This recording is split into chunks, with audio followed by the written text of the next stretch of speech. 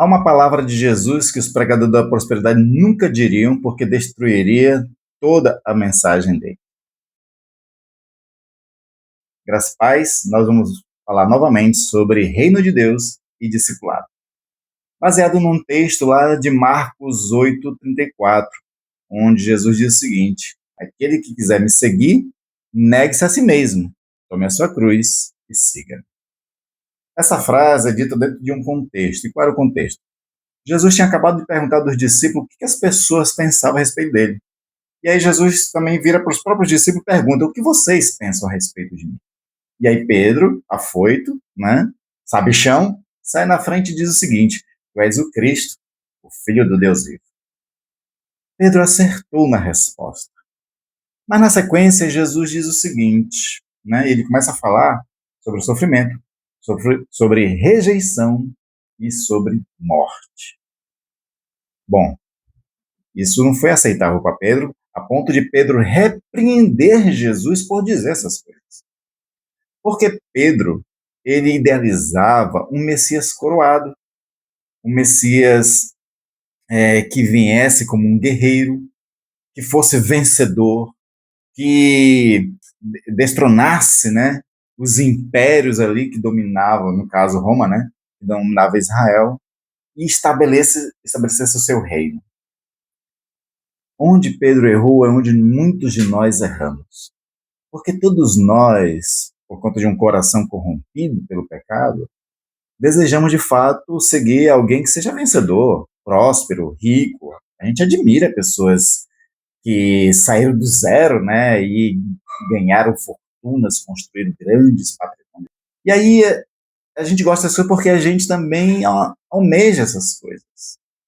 A gente quer prosperidade, a gente quer enriquecimento.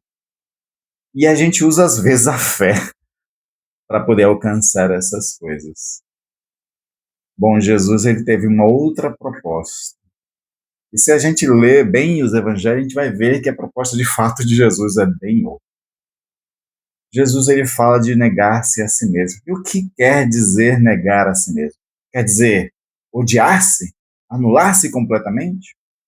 Bom, nossa reflexão tem a ver sobre o reino de Deus. E reino de Deus quer dizer que existe um reino onde alguém reina. E esse rei para nós é Jesus, o Senhor, né? Então, se Jesus é o Senhor e ele é rei, dentro dessa proposta, o chamado de Jesus é para que a gente se destrone, ou seja, a gente saia do trono. Do trono da onde? Do nosso coração. Se a proposta é seguir Jesus, a gente tem que negar a si mesmo, sair do trono do coração, deixar de ser o si mesmo como autoridade da própria vida. E assumir uma outra autoridade que controla nossas vidas, que seria o próprio Jesus. Onde ele seria senhor dos nossos desejos, senhor das nossas paixões e um guia, mostrando para nós o rumo. É aí que vem a questão de quando ele guia, ele faz isso através de um chamado. Lembra-se que ele falou lá: eu sou bom pastor, minhas ovelhas ouvem minha voz e me seguem. Então nós temos que seguir o que Jesus está mandando a gente fazer. Isso se chama vocação. Paulo diz aos Efésios que a gente deve seguir a vocação, seguir de forma digna a vocação da qual nós fomos chamados. Então a proposta aqui de discipulado, baseado no reino de Deus, é a gente assumir a posição do João Batista e de Paulo. Qual foi a proposta de João Batista? Qual foi o posicionamento dele? Ele mesmo diz, né? Que eu diminua, que o eu diminua. E ele, apontando para Jesus, que ele cresça. Então a gente tem que diminuir cada vez mais os próprios desejos, os próprios sonhos, abrir mão deles para deixar Jesus colocar o caráter, o desejo dele, a pauta dele, né, a missão dele em nossos corações para que a gente siga. Aí assim, a gente viva cada dia como Paulo diz: já não vivo mais eu, mas Cristo vive em mim. E a vida que tenho pela fé, vivo por aquele que me amou e a si mesmo se entregou por mim, que é Jesus Cristo.